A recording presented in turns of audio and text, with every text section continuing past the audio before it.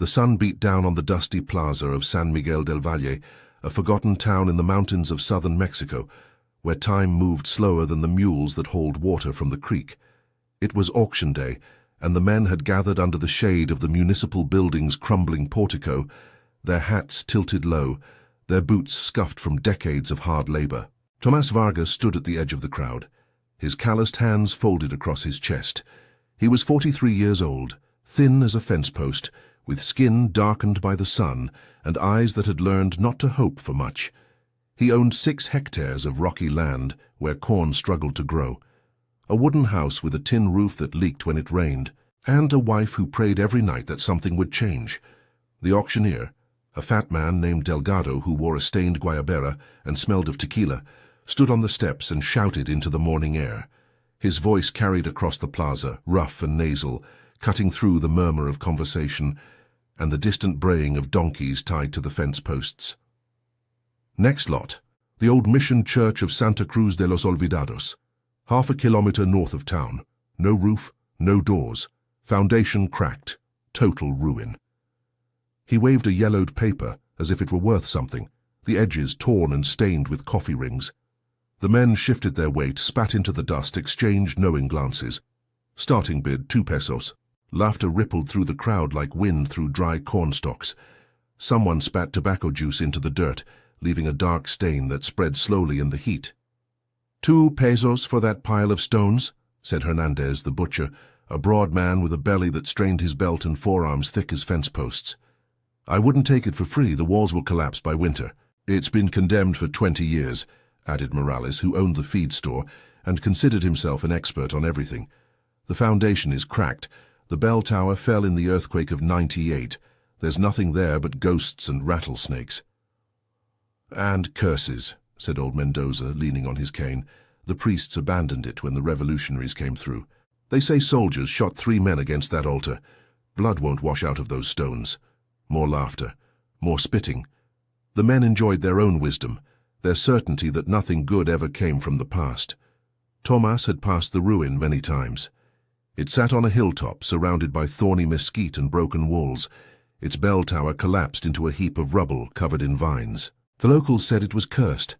They said the Spanish priests had abandoned it during the revolution, that soldiers had ransacked it, that bats nested in the rafters and scorpions lived in the cracks.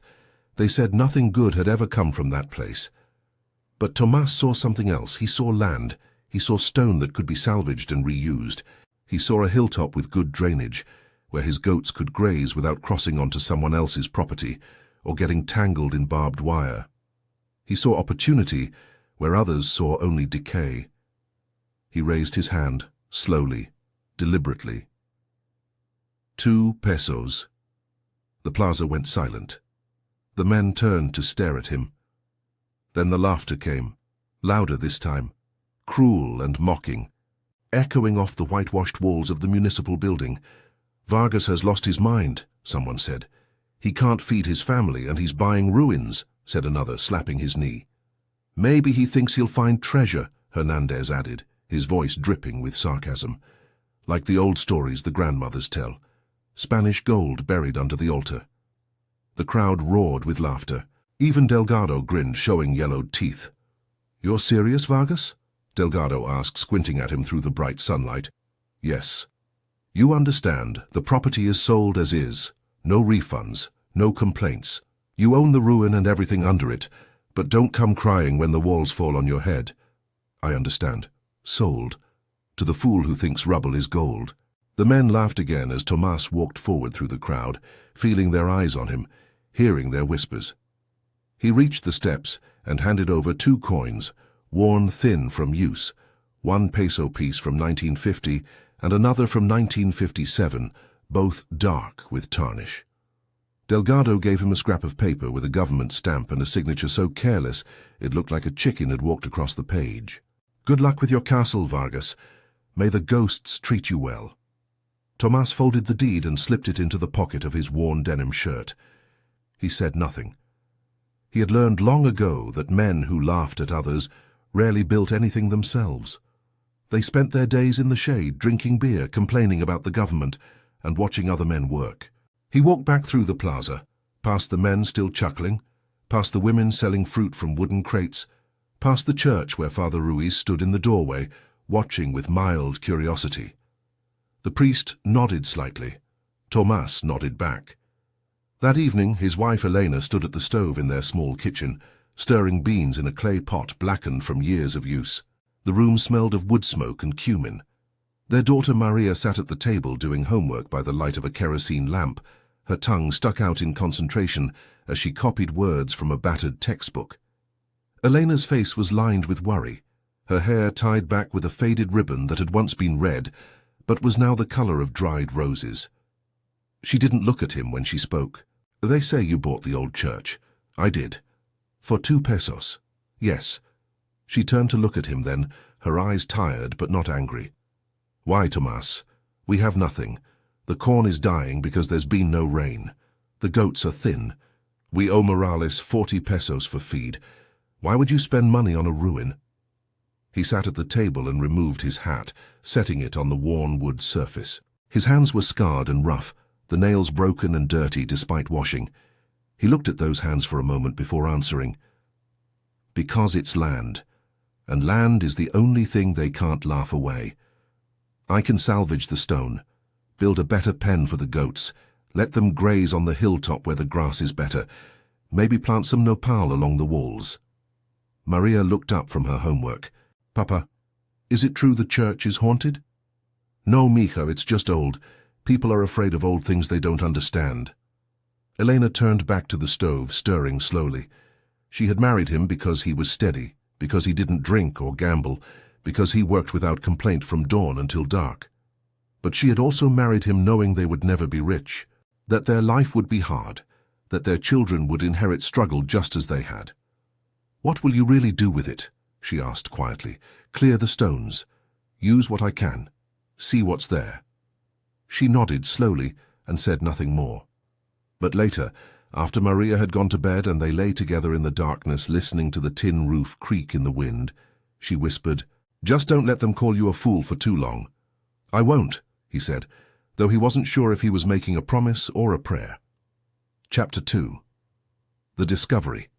3 days later, Tomas walked the narrow dirt path that led up the hill to the church. The morning was cool, and the sky was pale with the promise of heat. He carried a shovel with a worn wooden handle, a pickaxe that had belonged to his father, and a canvas sack containing bread wrapped in cloth, a jar of water, and some dried meat Elena had insisted he take.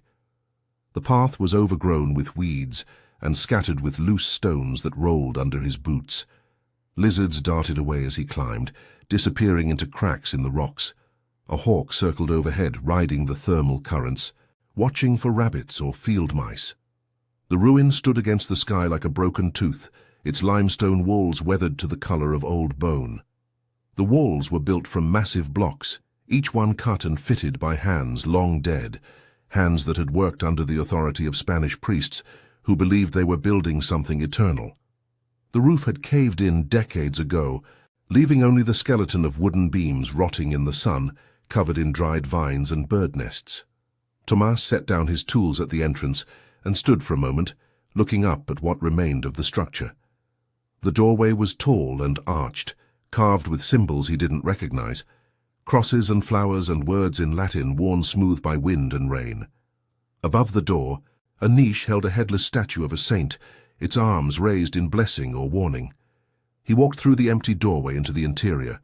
Inside, the air smelled of damp earth and old wood, and something else he couldn't name, the smell of time itself, perhaps, or abandonment. Sunlight poured through the gaps in the walls and the collapsed roof, casting long shadows across the ground, and illuminating floating dust particles that danced in the beams like tiny spirits. The floor was buried under dirt, stones, broken roof tiles, and wild grass that had grown up through the cracks. At the far end, the altar platform was still visible, raised 3 steps above the main floor, though the altar itself was gone, stolen or burned or carried away long ago. Tomas began at the back wall, clearing debris with the shovel. The work was slow and hard. He pried loose stones from the rubble, stacked them in neat piles against the exterior walls, and hauled out armfuls of weeds, broken beams, and chunks of plaster that crumbled in his hands. Sweat soaked through his shirt. His hands, already calloused, began to blister anyway. By midday the sun was directly overhead, and the heat inside the church was suffocating. He sat in the shade of the doorway and ate his bread, looking out over the valley below. The town looked small from here, insignificant, a cluster of white buildings and red tile roofs surrounded by brown fields and scattered trees. He could see the plaza, the church steeple, the road that led east toward the highway. Smoke rose from cooking fires. Dogs barked in the distance. He drank deeply from the jar of water, then returned to work. He moved to the area near the altar platform, clearing away layers of debris that had accumulated over decades. The floor was made of packed earth and square stone tiles, most of them cracked or missing entirely. Some bore faded decorative patterns, geometric designs and floral motifs that had once been painted in red and blue. He wedged the pickaxe under a large tile near the base of the altar steps and pried it loose. It came up with a grinding sound, revealing dark earth beneath. He set the tile aside and dug with the shovel, removing several inches of soil. His blade struck something solid with a metallic ring that echoed in the empty church. Tomas stopped, his heart suddenly beating faster. He knelt and dug with his hands, pulling away clumps of soil still damp from rains weeks past. His fingers struck something hard and square. He brushed the dirt away carefully, methodically, and saw metal, dark iron, covered with rust and corrosion. It was a box, no larger than a book, sealed with a corroded latch. He worked it free from the earth, feeling its weight in his hands. Heavy, much heavier than it should be for its size. He sat back on his heels, breathing hard, staring at the box. His hands trembled slightly as he pulled his knife from his pocket and pried at the lid. The latch resisted, then gave way with a crack. He lifted the lid slowly. Inside were coins, dozens of them stacked in tight rows, nestled in rotted cloth that disintegrated at his touch. They were gold, stamped with the image of a Spanish king wearing a crown and the words Carolus III de Gratia encircling the profile. On the reverse, a coat of arms and a date, 1781. Tomas stared at them, unable to breathe, unable to think. He touched one coin with his fingertip, feeling the worn metal, the weight of history. His mind raced through calculations he didn't fully understand, the value of gold, the age of the coins, what this might mean.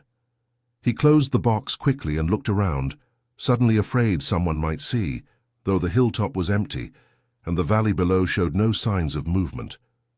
He wrapped the box in his shirt, carried it down the hill with the pickaxe resting on his shoulder, and when he reached home, he hid it under the floorboards in the corner of the bedroom where Elena kept her trunk of wedding things. That night, he said nothing to her. He lay awake in the darkness, listening to the wind rattle the tin roof, hearing the distant howl of coyotes in the hills, wondering what else might be buried beneath the church and what it would cost him to find out. Chapter 3. The Pressure. For the next 2 weeks, Tomas worked alone on the hilltop. He told Elena he was clearing the land, salvaging stone, preparing the area for the goats. He told the men in town, the few who bothered to ask, that he was slowly dismantling the ruin, brick by brick, to use the materials for his property. Most of them nodded and lost interest. Vargas was a fool, but at least he was a hard-working fool. But every day he dug deeper into the floor of the church, moving methodically from one section to another, working in a grid pattern he created in his mind.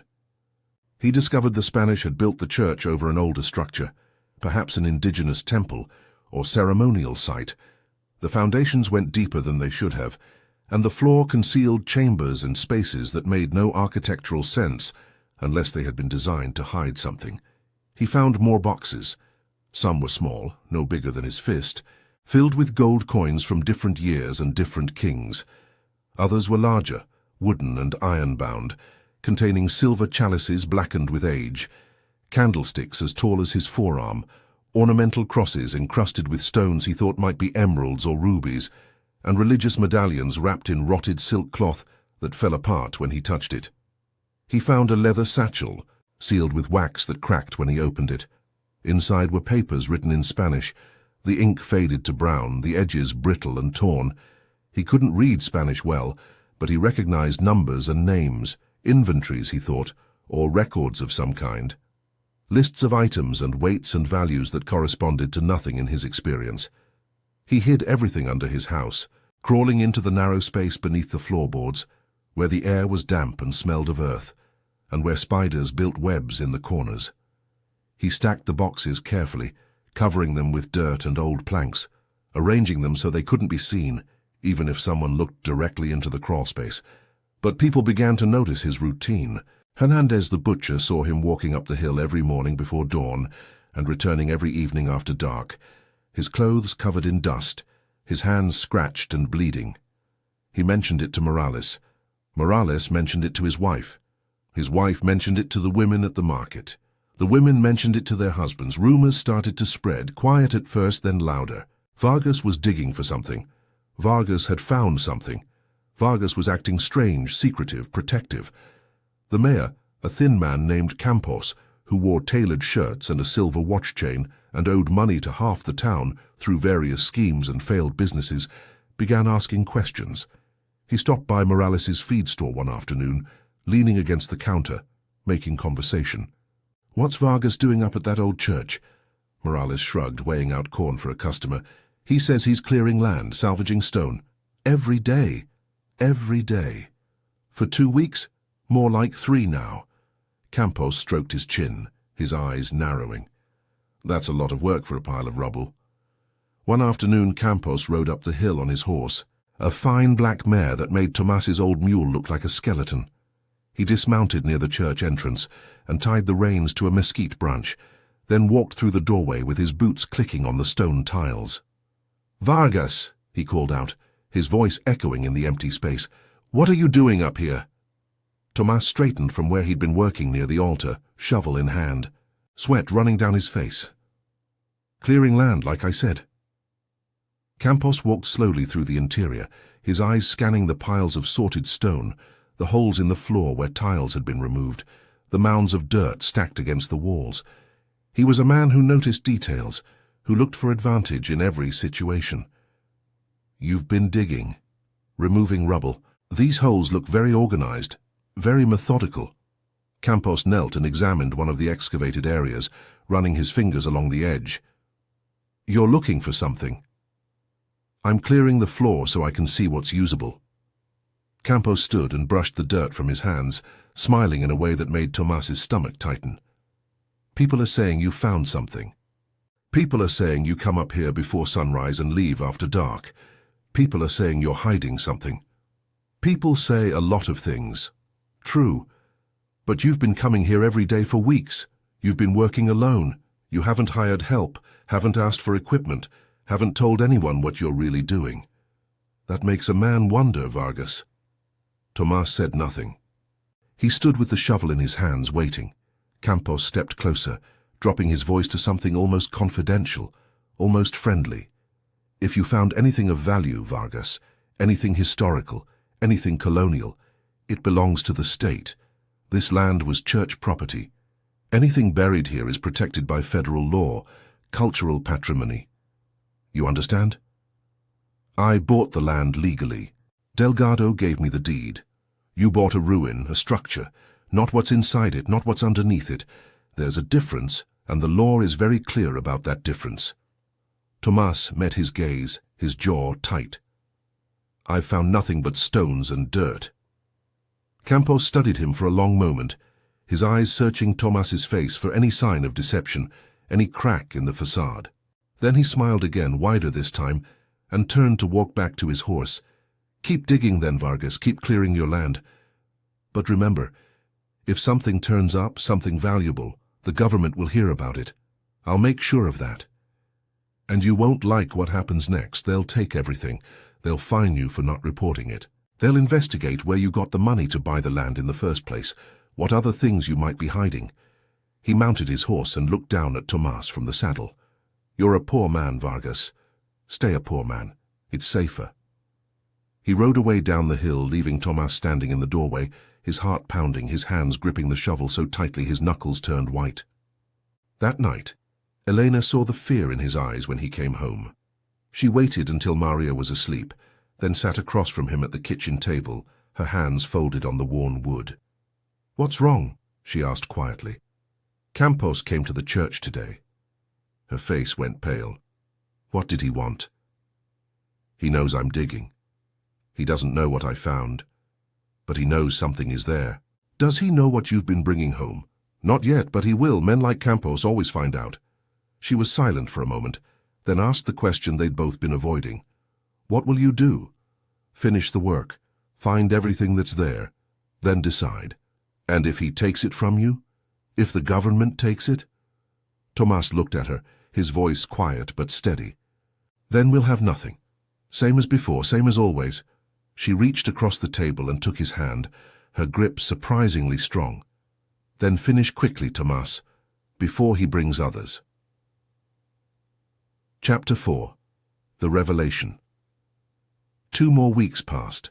Tomas worked with new urgency, starting before dawn and working by lantern light after sunset. He had noticed something about the altar platform, the way it sat against the back wall, the way the stones were arranged in a pattern that didn't quite match the rest of the structure. He began removing the steps, one stone at a time, stacking them carefully outside. Beneath the 3rd step he found a seam in the wall, a vertical line so thin he almost missed it.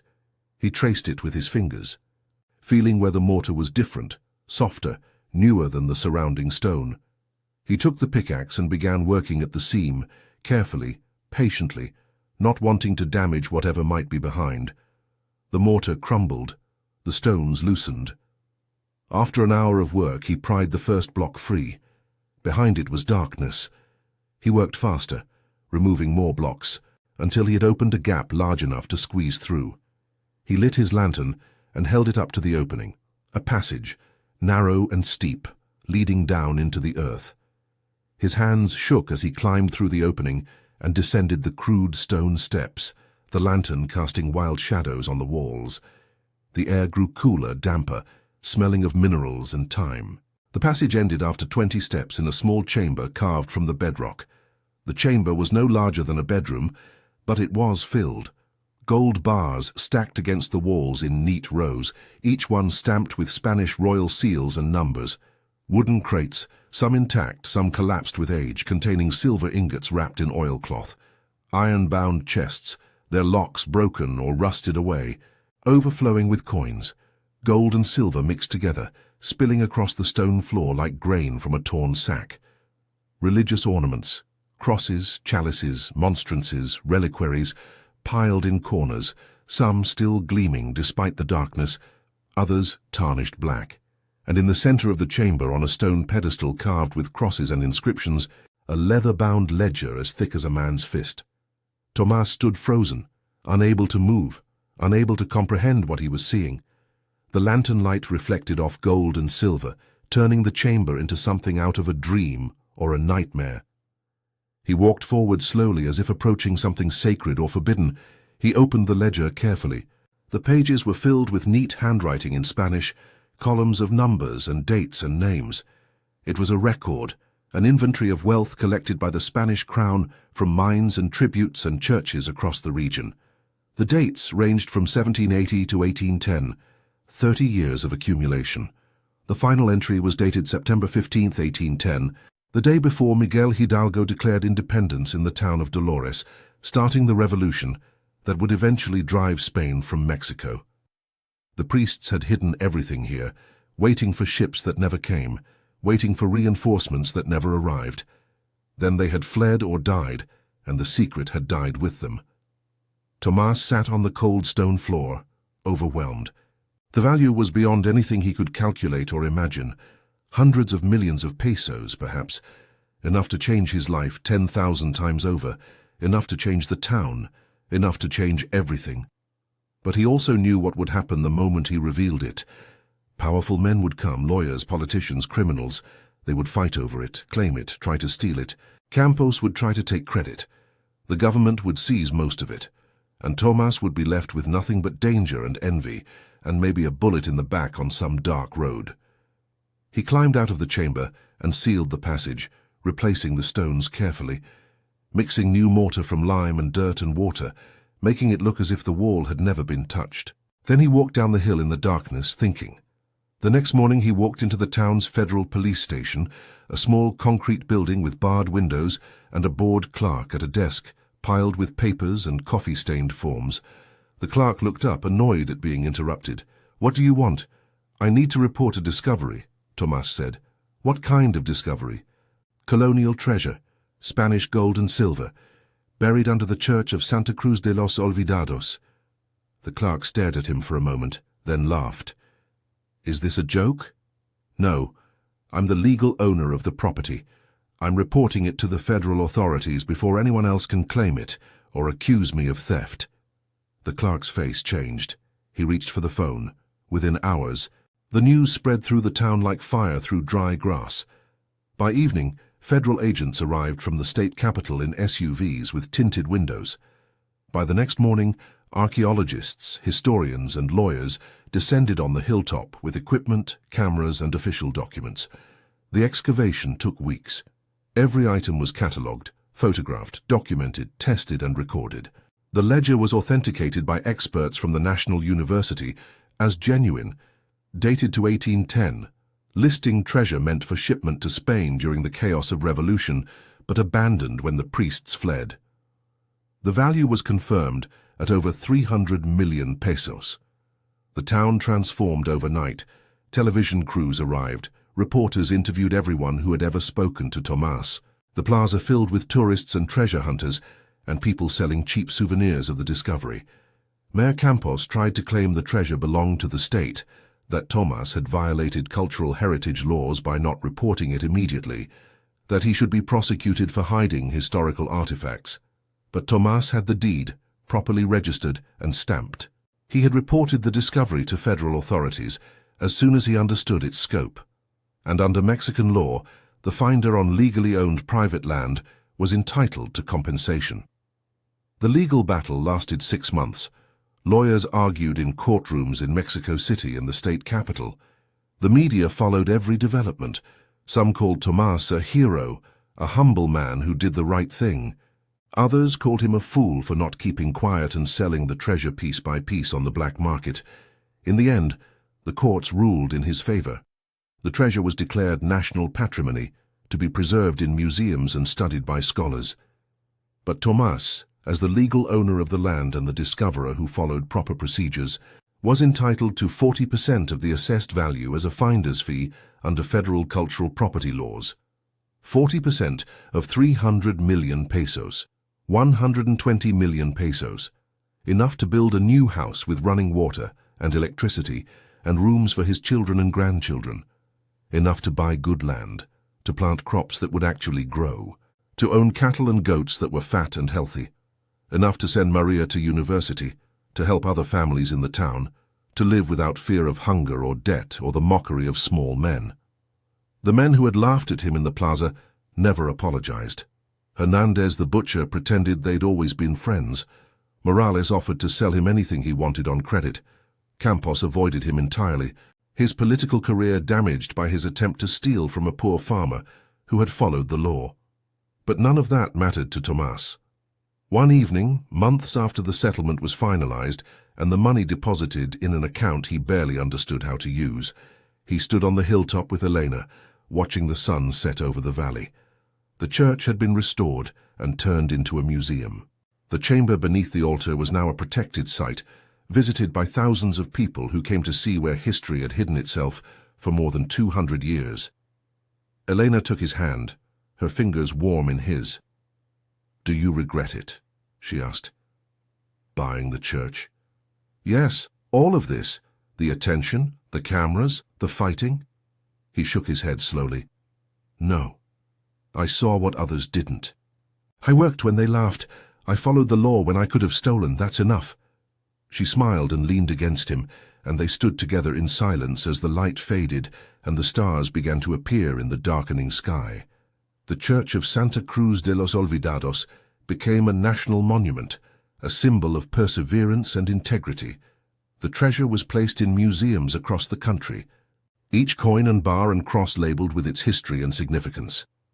And the name Tomas Vargas, the poor farmer who paid 2 pesos for a forgotten ruin, was written into history as the man who uncovered what the Spanish left behind and proved that honesty could still triumph in a world that had long forgotten its value.